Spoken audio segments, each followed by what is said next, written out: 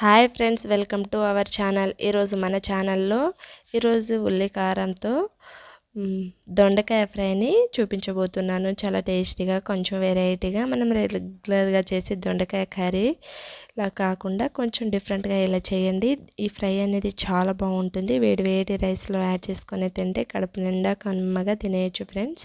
Fry అనేది చాలా బాగుంటుంది. మనం రెగ్యులర్గా చేసే ఈ దొండకాయ కర్రీని చాలామంది ఇష్టపడరు. సో ఒకసారి ఇలా ట్రై చేయండి, అందరూ తప్పకుండా ఇష్టంగా తింటారు. సో దీనికోసం నేను సుమారుగా 1/2 kg దొండకాయల్ని తీసుకున్నాను. ఇలా ఫ్రెష్గా 1-2 టైమ్స్ ఫ్రెష్గా కడిగి తీసుకోవాలి. ఇలా కడిగి తీసుకున్న దొండకాయల్ని దీనికి ఇలా పై భాగం కింది భాగం ఇలా కట్ చేసి తీసుకోవాలి. నేనైతే నాటు దొండకాయల్ని తీసుకున్నాను ఫ్రెండ్స్. సో మీ మార్కెట్లో ఇలాంటి నాటు దొండకాయలు అవైలబుల్లో ఉంటే డెఫినెట్గా ఒకసారి కొనుక్కొని ఇలాంటి దొండకాయలతో కర్రీ చేయండి. టేస్ట్ అనేది చాలా బాగుంటుంది.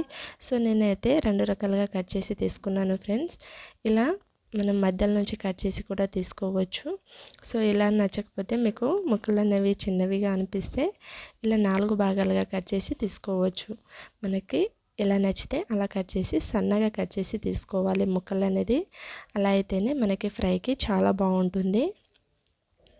సో ఈ దొండకాయ ముక్కలు అనేది చూడండి, నేనైతే ఇంత సన్నగా కట్ చేసి తీసుకున్నాను. సో మీకు కుదిరితే ఇలా సన్నగా కట్ చేసి తీసుకోండి.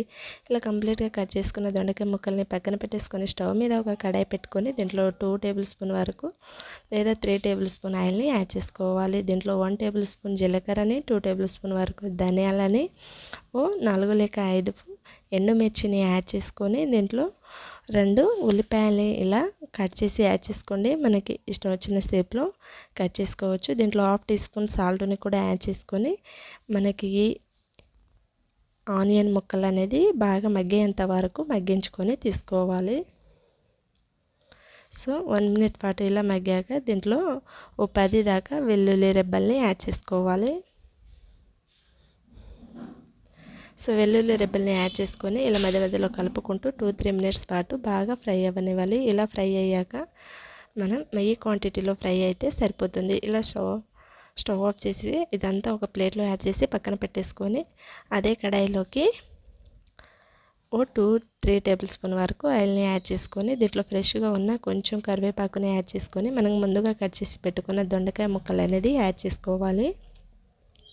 ఇలా దొండకాయ ముక్కల్ని యాడ్ చేసుకొని అంతా ఒకసారి కలుపుకొని దీన్ని మూత పెట్టి 1-2 మినిట్స్ పాటు బాగా ఫ్రై చేసుకున్నాక దీంట్లో 1 టేబుల్ స్పూన్ సాల్ట్ని కూడా యాడ్ చేసుకుంటే మనకి ముక్కలు అనేవి త్వరగా మగ్గుతాయి ఫ్రెండ్స్. ఇలా అంతా ఒకసారి కలుపుకొని దీన్ని మూత పెట్టి 5 మినిట్స్ పాటు చూడండి, దొండకాయ ముక్కలు అనేది ఈ కలర్లో వచ్చేంత వరకు ఫ్రై చేసుకొని తీసుకోవాలి. మూత తీసి మధ్య మధ్యలో కలుపుకుంటూ ఫ్రై చేసుకోవాలి. ఇలా కంప్లీట్గా కలుపుకున్నాక అది కుక్ అయ్యేలోపు మనం ముందుగా ఫ్రై చేసుకున్న ఆనియన్ ఇలా పేస్ట్లా గ్రైండ్ చేసి తీసుకోవాలి. మనకి ఎంత వీలైతే అంత పేస్ట్లా గ్రైండ్ చేసి తీసుకున్నాక పక్కన పెట్టేసుకొని ఈ దొండకాయ ముక్కల్లోకి యాడ్ చేసుకోవాలి. ఇలా పేస్ట్ అనేది కంప్లీట్గా యాడ్ చేసుకొని తీసుకోవాలి. సో ఇలా కంప్లీట్గా యాడ్ చేసుకున్నాక అంతా ఒకసారి కలుపుకోవాలి. ఇలా కలుపుకుంటూ మధ్య మధ్యలో అడుగు అనేది మాడకుండా కలుపుకుంటూ తీసుకోవాలి. ఇలా కలుపుకున్నాక దీంట్లో 1/2 టీ స్పూన్ పసుపుని కూడా యాడ్ చేసుకోండి. ఇలా పసుపుని కూడా యాడ్ చేసి అంతా ఒకసారి కలుపుకొని తీసుకోవాలి. అంతా కలుపుకున్నాక మీడియం ఫ్లేమ్లో గ్యాస్ పెట్టి వీటిని ఫ్రై చేసుకోవాలండి. ఎందుకంటే మనం మసాలా పేస్ట్ అనేది యాడ్ చేశాక అడుగు అనేది మాడకుండా ఉంటుంది.